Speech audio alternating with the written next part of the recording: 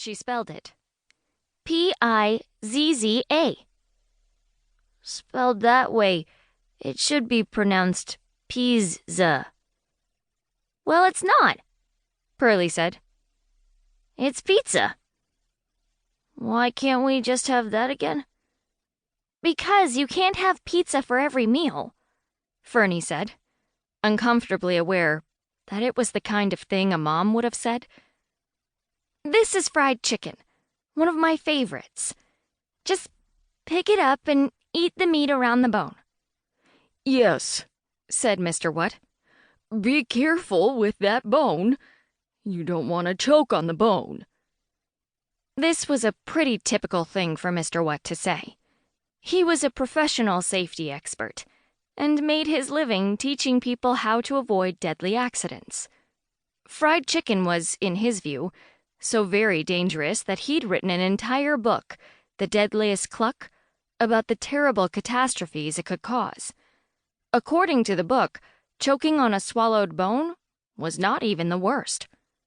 Chapter 7 described one case where a woman had hiccuped at the wrong time and inhaled an entire chicken leg up her right nostril, then sneezed it out and shot her husband through the heart. Mr. What knew almost every terrible thing that could possibly happen to people in any situation, but was adjusting to the special challenges that went along with living across the street from a house populated by shadows. Gustav tore off a piece of white meat with his teeth. He chewed, perked up, and swallowed. You were right. This is really good. It may even be my new favorite food. See? Fernie said. I told you. He examined the chicken breast, which now had one bite removed. And you say that this comes from a bird? Well, yeah. That's pretty strange, Gustav said. Doesn't the bird object? Fernie and Pearlie glanced at each other. I guess it would, Fernie said finally. If anybody asked it. What about pizza? Gustav wanted to know. Is that a bird too? Fernie said, it would be an awfully strange bird, spinning through the air like a flying saucer and dropping tomato sauce and green peppers on people as it passed by. So, Gustav said inevitably. Is it? That would be neat, Pearlie mourned. But no. Gustav nodded and went back to attacking his chicken. For Fernie, watching him eat was almost like tasting fried chicken for the first time herself. Gustav enjoyed it so much and would never have known it if he hadn't become such a good friend to the Whatts in the 3 weeks since her family had moved in across the street.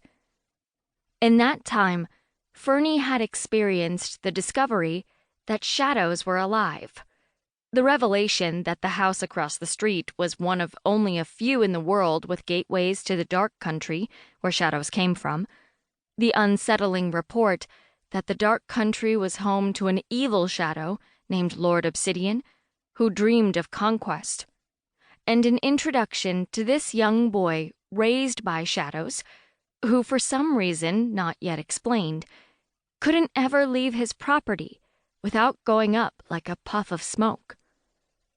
These were not things she'd ever expected to encounter, but they'd changed the way she looked at the world forever.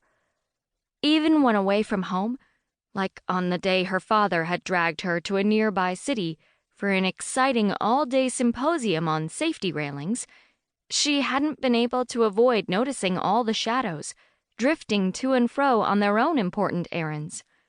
Some had even said hello, and only Fernie and her father had noticed. A couple of days ago, she'd asked Gustav why she hadn't been able to notice them before.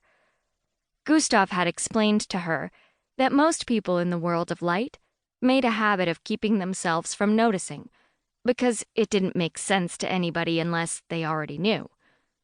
Once people noticed, though, which they could hardly help doing once they'd gotten too close to the